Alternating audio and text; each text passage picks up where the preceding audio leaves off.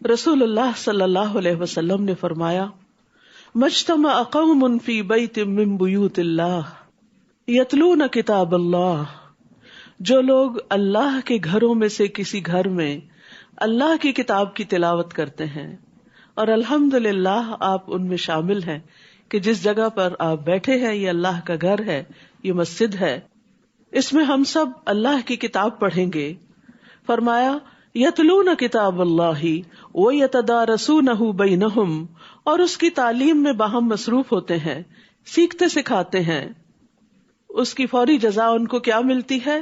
تو ان پر سکینت نازل ہوتی ہے اور رحمت انہیں ڈھانپ لیتی ہے اور فرشتے انہیں گھیر لیتے ہیں، اور اللہ تعالیٰ ان کا ذکر اپنے پاس موجود فرشتوں میں کرتے ہیں۔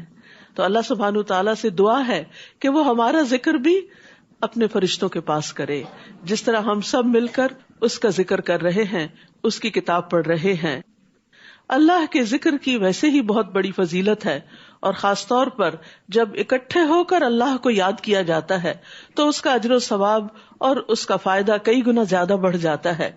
ابو ہریرہ رضی اللہ عنہ سے مروی ہے کہ نبی صلی اللہ علیہ وسلم نے فرمایا، بے شک اللہ تبارک و تعالیٰ کے کچھ زائد فرشتے ایسے بھی ہیں جو گھومتے پھرتے رہتے ہیں، یعنی ادھر ادھر ڈھونڈتے رہتے ہیں اور ذکر کی مجلسوں کو تلاش کرتے ہیں کہ کہاں ہیں وہ لوگ جو مل بیٹھ کر اللہ کا ذکر کر رہے ہیں۔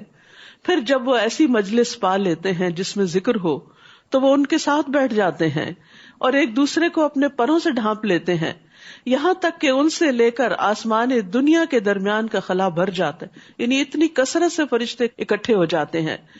بس جب وہ متفرق ہوتے ہیں، یعنی مجلس ختم ہوتی ہے، فرشتے بھی چلے جاتے ہیں، تو اللہ عز و جل ان سے پوچھتا ہے، حالانکہ وہ بخوبی جانتا ہے کہ تم کہاں سے آئے ہو۔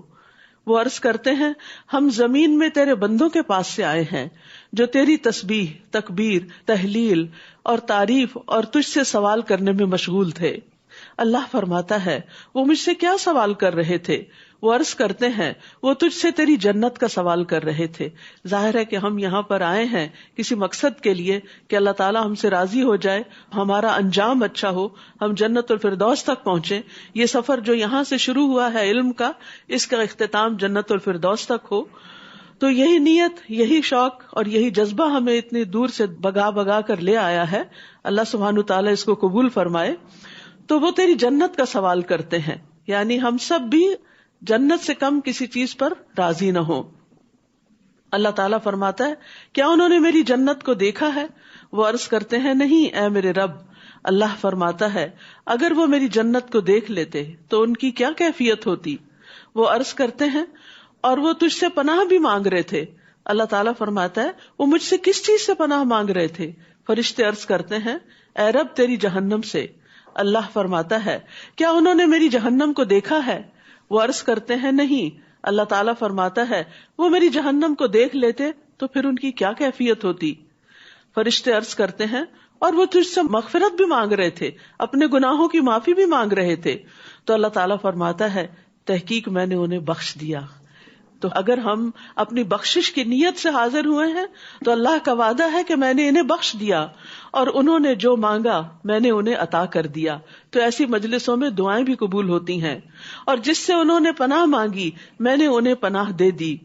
تو رسول اللہ صلی اللہ علیہ وسلم نے فرمایا، وہ فرشتے کہتے ہیں، اے رب ان میں فلاں سخت گناہگار بندہ بھی موجود تھا، وہ وہاں سے گزرتے ہوئے ان کے ساتھ آ کے بیٹھ گیا، یعنی وہ کسی نیت ارادے سے نہیں آیا تھا، دیکھا دوسرے جا رہے ہیں وہ بھی چل پڑا۔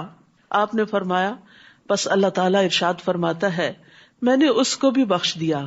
یعنی کوئی کتنا بھی گناہگار ہو، کوئی کتنا بھی رحمت سے مایوس ہو چکا ہو، وہ مایوس نہ ہو۔ اللہ کی بخشش سب کے لیے عام ہے۔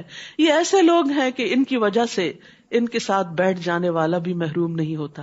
یعنی یہ ایسی مجلس ہے، ایسی صحبت ہے کہ جس میں ہر شخص کے اوپر اللہ کی رحمت برستی ہے۔ اللہ سبحانہ تعالی ہمیں اس سے پوری طرح فائدہ اٹھانے کی توفیق عطا فرمائے۔